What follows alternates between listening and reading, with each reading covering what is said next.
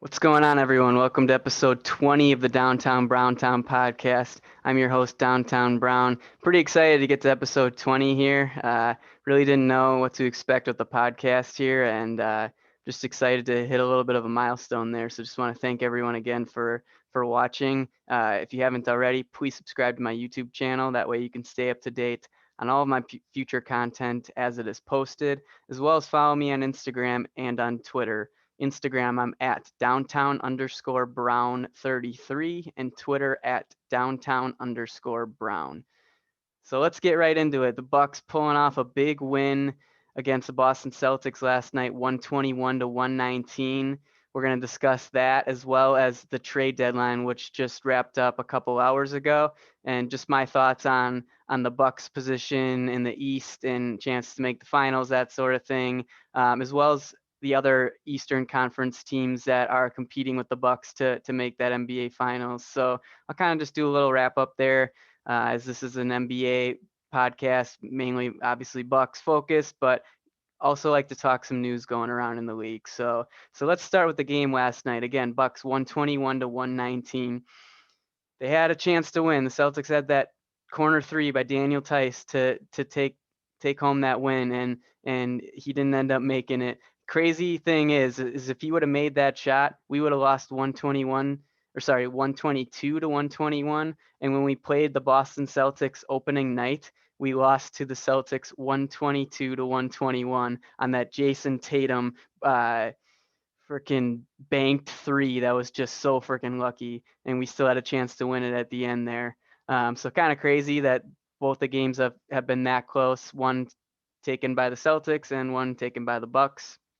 The Bucks are going to take on the same Boston Celtics team. A little different, actually. We'll get to that in the trade deadline, but we're going to take on Boston again tomorrow night, 6:30 at Fiserv Forum. I will be in attendance. I'm looking forward to it. Obviously, it's going to be a weird experience. I'm used to going to sold out games at Fiserv Forum. I haven't had any other experience there, so it's going to be weird. It'll be different, but just to be back in the building and cheering on my favorite team, I'm definitely looking forward to it. So I'll definitely be doing some sort of podcast after that game to talk about my experience at the game as well as my thoughts on the game. So let's get back to it. Chris Middleton, the Boston Celtics killer, leading the Bucks in points, 27 points, 13 boards, 4 assists. And you've got Bobby Portis off the bench, 21 points, 4 boards, 1 assist.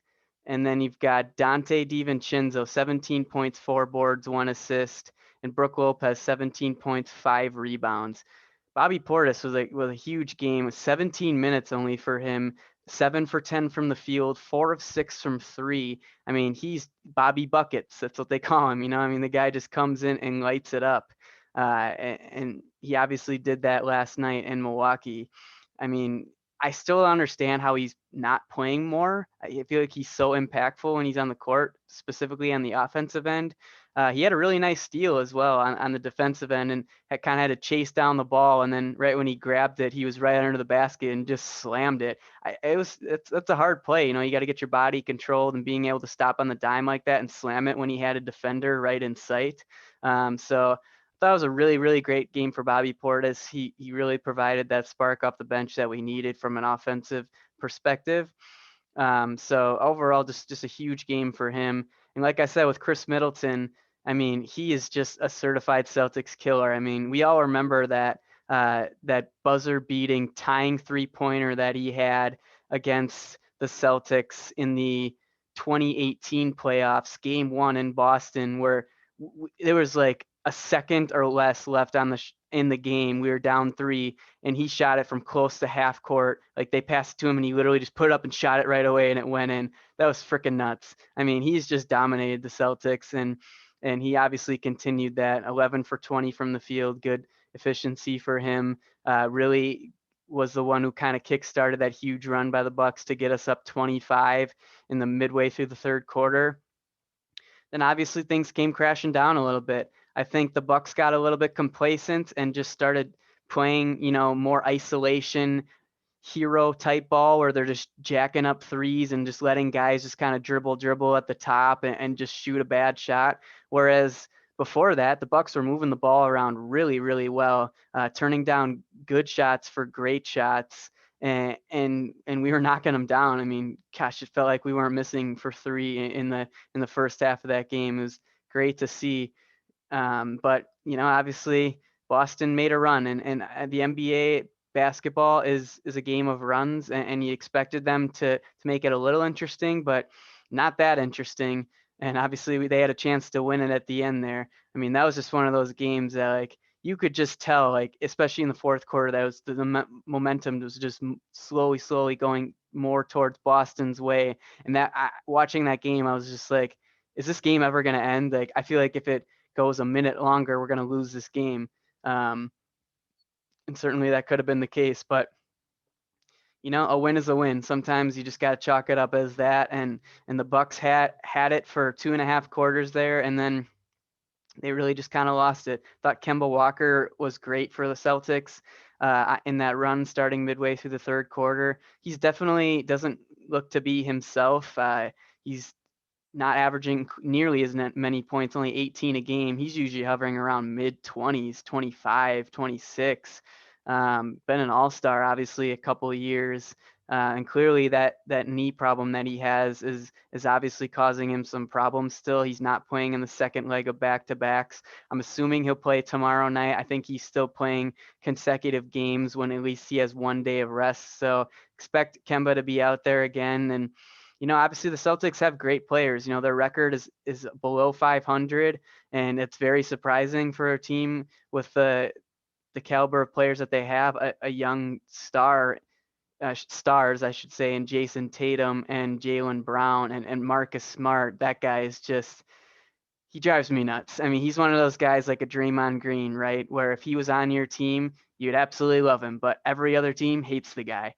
And it's just he defends Giannis pretty well, and we'll talk a little bit about Giannis here. Obviously, he didn't play Monday night against the Pacers. Not much to talk about in that game. I mean, the Bucks just steamrolled them. Everyone played well.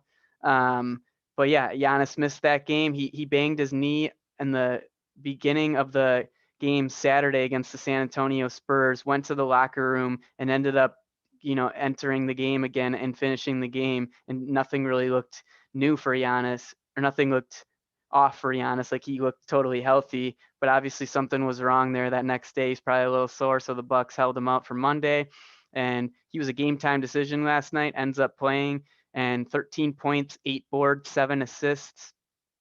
I mean, he didn't look himself. I know he said in his post game presser that he felt completely fine and that nothing was wrong. It was just an off night for him. I mean, I'm not saying I disagree with him, but he didn't look right. And I'm not saying it was necessarily the injury that was causing that. I think he was just being a little bit hesitant on offense, especially with a guy like Marcus Smart defending him who, just gets in people's faces. And I'm not saying he's a dirty player, but, he puts himself in positions to sometimes, like land on guys' legs or something like that, where he's somewhat making a little bit of a dirty play, getting himself in a weird position, forcing one of our players to land in an awkward position, something like that. So clearly he's gotten in Giannis's head before in the past. I mean, Giannis has dominated the Celtics as well in the last few years. They don't really have great front court players to defend him. That's why they throw Smart on him. So I think that kind of played into it a little bit. Is like Giannis is like, okay, I know this guy is gonna get in my grill and he's gonna make it tough for me, and he's gonna maybe put me in a position where I might end up landing awkwardly or something like that. And that kind of, to me, felt like it forced him to be a little less aggressive on offense. He was very passive. There were a few times where I thought he had like a nice little lane to drive to the basket, and he just would dish it to someone else, and it just was weird. Not used to seeing a lack of aggression from Giannis. So luckily, we still got a win without him. Obviously, guys stepped up and played really well with Giannis having an off night, not looking as aggressive there. But again, I think it might have been a little bit of a mental thing with him. I expect him to play tomorrow. I haven't heard anything in the Twitter world of him, taking a step back after playing last night from an injury perspective. So I expect Giannis to be out there tomorrow night. I really hope so, obviously, because I'm going to the game. But obviously, I want Giannis to be healthy. So if he's not feeling right, then he should not play. So clearly, he's the most important player to this franchise, and we need him in the playoffs. So we'll see what happens tomorrow night if Giannis is on the floor or not. But I feel like he's going to be out there. So yeah, I mean, just one of those games where everything is clicking, all the shots are falling, and then midway through the third, shots aren't starting to fall. I thought we were playing that isolation hero ball, just jacking up bad shots, a lot of turnovers as well. I think of Bucks teams in the past, and it felt like almost once a game where it would be 3 to 5 possessions in a row where the Bucks would turn it over, and it's just like I feel like no other teams would do that. Like when I saw that happen from the Bucks a few years ago. Obviously, that hasn't really happened as much the last few years, with the Bucks being pretty dominant in the regular season. But last night, Drew Holiday, I thought, really struggled towards the end of that game, and when the Celtics were making a run, he had a couple times where he fumbled the ball, just couldn't hold on to it. And, those led to easy fast break points. And once a team just gets a little bit of confidence, like the Boston Celtics got it to like 17 and then 15, they're making these easy transition buckets. It's like, okay, they've got confidence now. And then what do we see? They started making shots, tough contested shots at that. I mean, especially in the fourth quarter. I mean, Jaylen Brown 3-pointer, Tatum 3-pointer, Smart 3-pointer. I mean, they were knocking them down. And it's just like, we didn't have enough possessions where we were scoring, and they just slowly started eating at that lead. And then obviously, the Bucks were up 5 there. Jaylen Brown hits a tough 3-pointer in the corner to cut it to 2.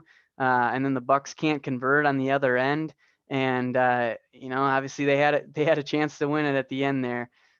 Crazy game, just happy that we got a win.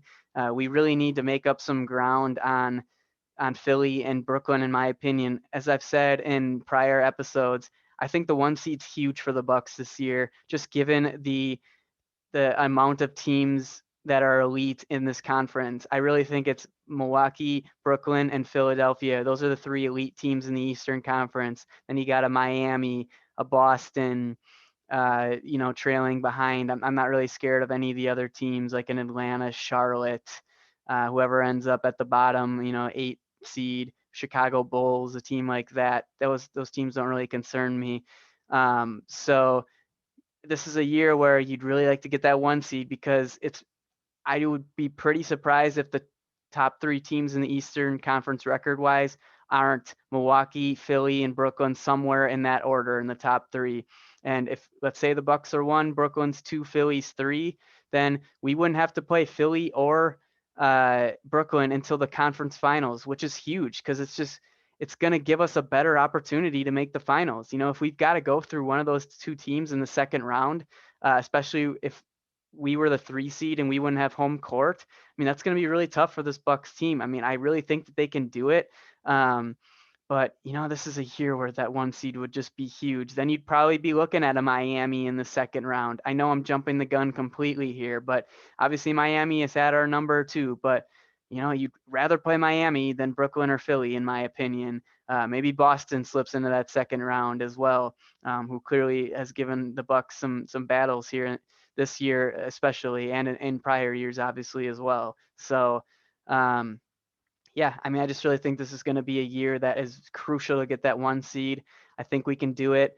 Brooklyn was missing their big 3 last night, got smoked by Utah. So now we are 29-14, and they're 28-15, I believe. So we're technically tied with them.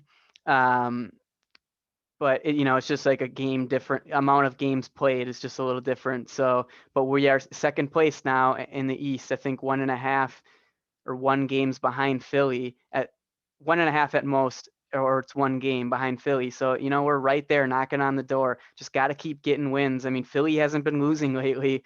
Brooklyn really hasn't either. I mean, the only time Philly lost in the last, I think, 10 games is against the Bucks. So, yeah, clearly we got to make up ground where we can. And I think that's going to be super important for this team this year. Let's go back to the game a little bit and talk about PJ Tucker. I thought he played great. 3 points only, 19 minutes, slowly starting to get a little bit more minutes. He started with 13, now he's at 19. I expect him to be mid 20s, maybe even pushing 30 at some point, because his defense is legit.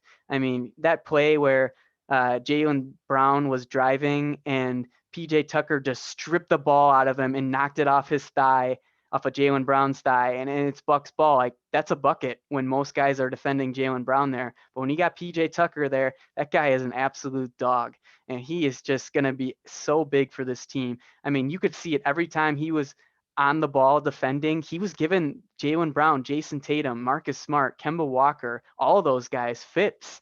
I mean, he is not as quick as he used to be, but he was never a barn burner. He's just a guy who has great feet and just defends really well. He's super strong and doesn't let guys get past him. I mean, he's just going to be so huge for this Bucks team, especially in the playoffs. And I'm really liking what I'm seeing from him. He made 1 3. I think he was 1 for 3 from 3-point line. That's fine. You know, really what we need from him is defense. And he has clearly shown that he has not lost his defensive abilities. And I'm just so excited that we have him on this team. I still think he's going to end up closing games at some point, especially teams who go small, like a Brooklyn, playing like Kevin Durant at the 5, where we would play Giannis at the 5, Tucker at the 4, and then Middleton, Holiday, and DiVincenzo, pretty much swapping Lopez for Tucker from a starting perspective. I really think that's going to be a death lineup for us in the playoffs. Just a great defensive, switchable lineup against a team like Brooklyn. I mean, Philly, it'll be tougher with Joel Embiid out there. I think that's where you got to utilize a Brook Lopez more. But Lopez has played pretty damn well lately. Obviously, he had that big block on Marcus Smart at the end of the game that went out of bounds. That's when they had 2 seconds left, and then we saw what happened from there. But Lopez has been protecting the rim a lot better since the All-Star break. They're starting to use him in the post a little bit more on offense. I still don't love when he takes those little Dirk floaters, step back off of 1 foot, but he makes them. So if they're going in, I'm good with it. I still like him to let it fly out on the 3. I mean, he's hot. He's obviously hit or miss, but I think he's been playing really well for this team. And what we need from him the most is his rim protection, and he is clearly providing that. And it's great to see because he really looked like Brooks Lopez versus Brook Lopez in the first half of the season. So from a defensive perspective, so great to see from Lopez. Let's talk about Dante a little bit. He has been on fire since the All-Star break, averaging about 13 points per game, about 10 rebounds per game, shooting around 35, 36% from 3. I mean, 5 for 6 from 3 last night for Dante. I mean, if he's shooting like that, this team is going to be really tough to beat in the playoffs. He just looks more composed with the ball. He's not, he's playing his role a little bit more. He's not just barging into the lane and trying to make these tough layups. Obviously, he still drives from time to time, but he's been more efficient when he gets into the paint, sometimes dishing it to guys, sometimes, making those layups. And, I just think he's a lot more composed with the ball lately. And clearly his stats have skyrocketed since the All-Star break, and he's having the best year of his career by far. And it's great to see. Obviously, he started super, super hot from 3 in the beginning of the season, shooting like 60% from 3, and then it dipped dramatically. So it's been a little bit of a roller coaster. He had the up, he went down, and now he's back on that up again. Let's just hope that he continues to stay on that up or stays even flat. That would still be great given the production that he's giving this team right now. So yeah, I mean, you got to like what you're seeing from this Bucks team right now. 7-0 since the All-Star break. I mean, they are playing really well, grinding out wins. Obviously they've had some blowouts like the Indiana Pacers game and the Knicks game, but they're really having to grind out wins against some elite teams like a Boston. I mean, I know their record isn't elite, but they still have a lot of good players. And you know what? Something that people don't really realize is that when Boston plays Milwaukee, they show up. They come to play. They play hard. They don't give up. We clearly saw that last night, down 25 midway through the third. They never gave up. teams just don't take it easy against the Bucks. They want to beat the Bucks. They want to, get an elite team for their win and show that they can compete against these teams. So when it comes playoff time, that they can be ready to go. So I think that's something that's completely overlooked. Obviously, Boston has not played well lately, but when they're playing the Bucks, they're going to give us their best effort, and I expect that tomorrow night as well. And we'll see what happens. Hopefully, the Bucks can get another win here and keep it going. So that's what I've got for the game. Let's talk NBA trade deadline a little bit. So first things first, we'll start with our Milwaukee Bucks. No trades made for Milwaukee. I'm not surprised by that. I was not expecting anything. Obviously, our big splash was acquiring PJ Tucker, and that's pretty much all we were going to do. We didn't have the assets or the draft capital to go and make really any substantial moves. I mean, yeah, we could have made a smaller move, but I really like where this roster is at, especially after acquiring PJ Tucker. So don't be too upset that the Bucks didn't make a move, because obviously we acquired PJ Tucker, and that's going to be huge for us. So let's talk about some of the top teams in the East here and see what they did. So Philadelphia acquiring a former Buck, George Hill. It's a great pickup for them. Obviously they traded with Oklahoma City. It was a 3-team deal actually with the New York Knicks as well. I think Philly traded Tony Bradley and gosh, I can't remember the other guy.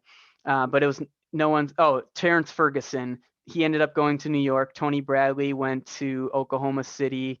And the Philadelphia 76ers acquired George Hill. I think a second round pick from Philly was traded as well. And then Austin Rivers ends up going from New York to Oklahoma City in that trade as well. So I think it's a great pickup for Philly. George Hill, obviously, we've seen what he can do in the playoffs, and he's just a steady force at the point guard position. Pretty solid defender, very long arms, can shoot from three pretty well, and also has an underrating driving game, in my opinion. I still get flashbacks of that second round series against Boston in 2019, Game 3, series tied 1-1. Game's going down to crunch time, and George Hill just burned Kyrie and just slammed it right in someone's face. And gosh, I just think of that one and just smile. I love George Hill, great player. I think it's going to help Philadelphia a lot, but they did not acquire Kyle Lowry, which is huge, because they were rumored to be heavily interested in Kyle Lowry, and one of the teams that was expected to get him. Obviously, Kyle Lowry ends up staying put in Toronto, which is huge for the Bucks. We did not want to see him go to Miami or Philadelphia. That would have been tough. I mean, we he's a great player still. Obviously, he's 35 years old, but he's still got it. He is a force defensively, can hit threes, and just as a great player, he's a champion.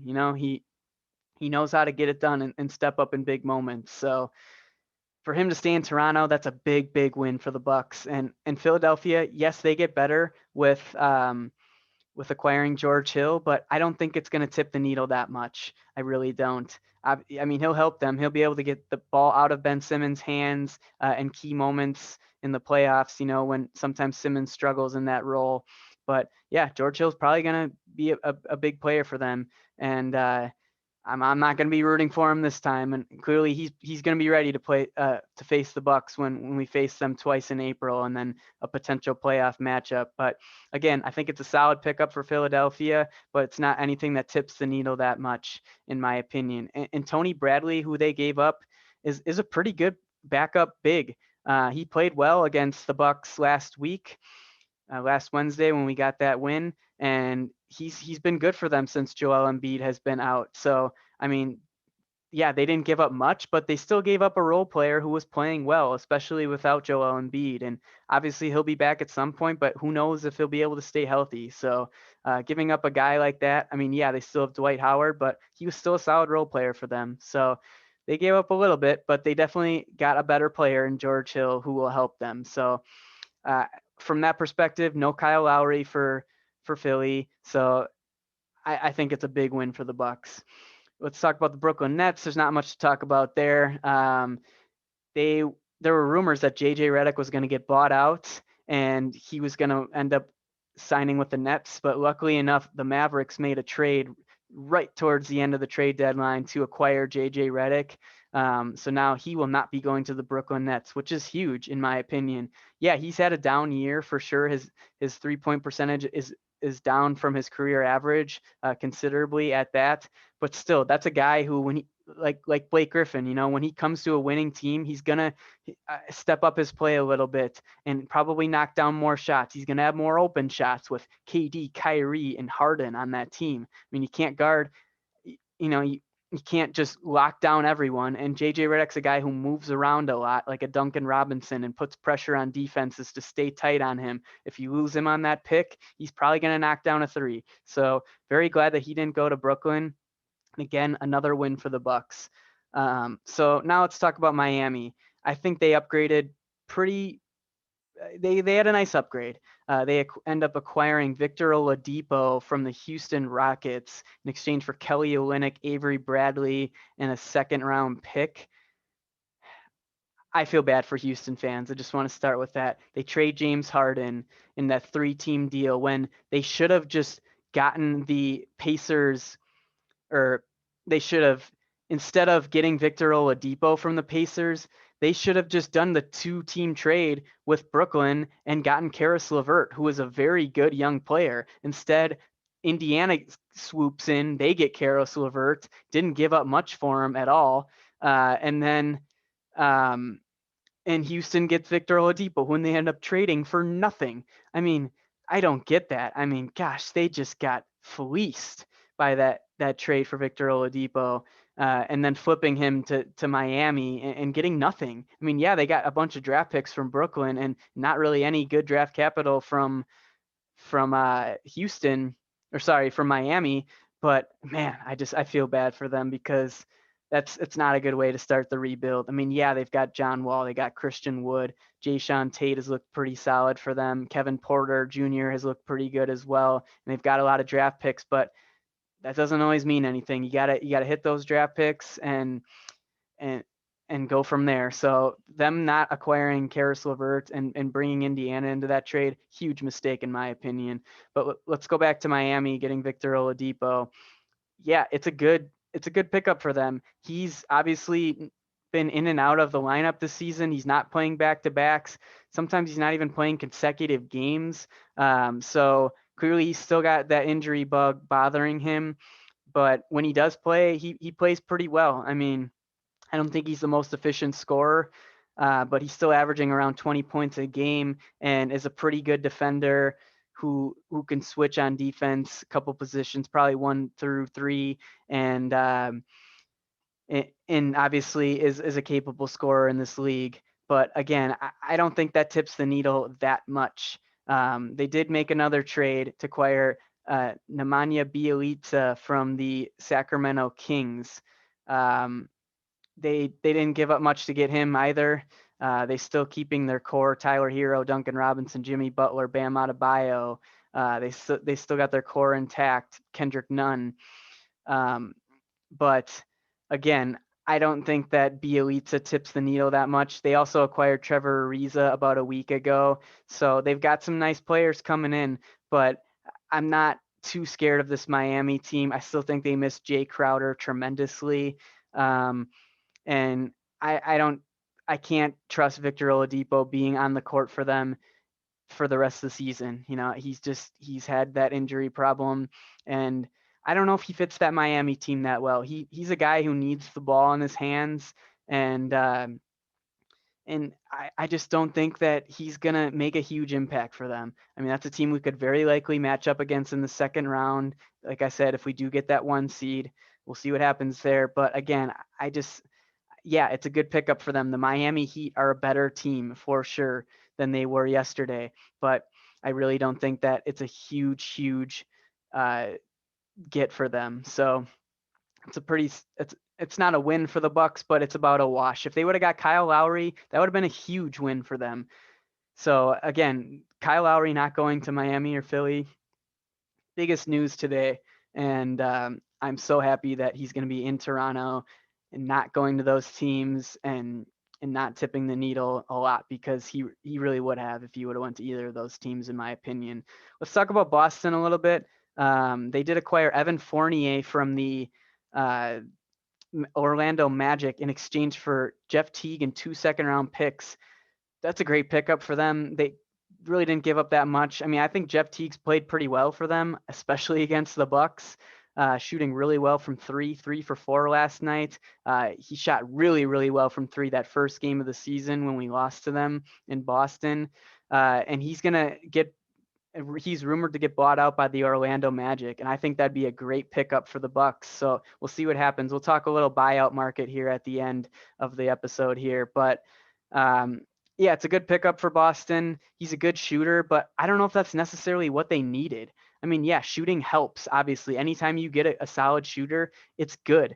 But I don't know if he's necessarily what they needed. I think they need more in their front court, in my opinion. So, I mean, yeah, Fournier is a good player. He's going to help them, but you got rid of Jeff Teague, who it's kind of an even swap in my opinion. So I'm not like, yeah, I think they overall got a little bit better from that trade, but I really don't think it's that much of a needle mover at all. And they also traded Daniel Tice. His last shot as a Boston Celtic was that missed three in the corner that ended up losing them that game. Kind of crazy how that happens. They trade Daniel Tice for Mo Wagner from the Washington Wizards. I don't get this one at all. I think Tice is a pretty solid player who can knock down open threes, is a pretty good rim protector, and is just a smart player who he clearly couldn't guard Giannis, but he could get in his way a little bit, and was a probably their best front court player. I mean, Robert Williams is ascending, but and Tristan Thompson is, I mean, he's okay. I don't think he's that great, but I think Daniel Tice was a good player for them and was playing a solid role. And for them to get Mo Wagner, I don't get that at all. I mean, yeah, he's more of like a scorer than Tice is, but as a defender, I mean, I don't think Mo Wagner is going to do much. If you guys remember from the bubble last year, like when Giannis headbutted, it was Mo Wagner on the Washington Wizards when he got suspended for that one game. So now we're going to see him as a Boston Celtic. Marcus Smart and Mo Wagner. Boy, that's a dynamic duo. They're going to be trying to get in Giannis's head as much as possible. But when you factor in those two trades for Boston, I think they're flat. I really do. I think they lost the Tice trade and they slightly upgraded from the Fournier trade. So all in all, that's a win for the Bucks as well. Bucks got to be feeling good after the trade deadline. They really do. I was super nervous today, checking Twitter, here and there, and just freaking out like, when's Kyle Lowry going to get traded to Philly, or when's he going to get traded to Miami? Just really hoping that didn't happen, and it didn't. We saw Norman Powell get traded from Toronto to Portland, so he's going out west. Aaron Gordon went out west from Orlando to Denver. I'm going to touch on this other trade here in the East just because I think it's kind of intriguing. The Orlando Magic pretty much just hauled everyone that they could. They are going into full rebuild mode. They trade their two-time All-Star center, Nikola Vucevic, to the Chicago Bulls for Wendell Carter and 2 first-round picks. And I'm blanking on the other player. I apologize for that. Gosh, who was that? I can't remember. But he wasn't that impactful of a player. But I really like the move for Chicago. They're clearly a team who's trying to make the playoffs this year and maybe make a little bit of noise in the first round. I don't think they will, but they have an ascending all-star in Zach LaVine. Now you bring in Nikola Vucevic, who is going to be a great player for them. And I really like that move. I think that Orlando could have got a little more. I mean, yeah, they're going to get 2 picks from Chicago, but those are going to be, middle of the pack, nothing too crazy there. So I was a little surprised by that one. Again, I mean, Wendell Carter has been disappointing for sure. But again, I like the move for Chicago. It was something I was not expecting at all. So, it's going to be interesting to see that team going forward. I think they made a really nice trade as well with the Washington Wizards. Chicago acquired Troy Brown for Chandler Hutchison. And I'm going to look up this Vucevic trade because it's driving me nuts. Just give me a second here.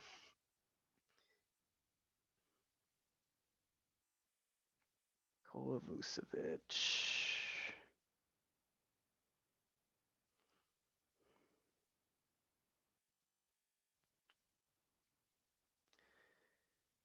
Okay, yeah, here we go. Otto Porter Jr. That's the other guy. My apologies for that. That's a big mistake on my part there. But Otto Porter Jr., 2 first-round picks, Wendell Carter for Nikola Vucevic and Al-Farouq Aminu. So, Otto Porter was a guy who's been in and out of the lineup for Chicago. I think he's a good player. I was hoping he would get bought out by Orlando. As of right now, it doesn't look like that's going to happen, but we'll see what happens there.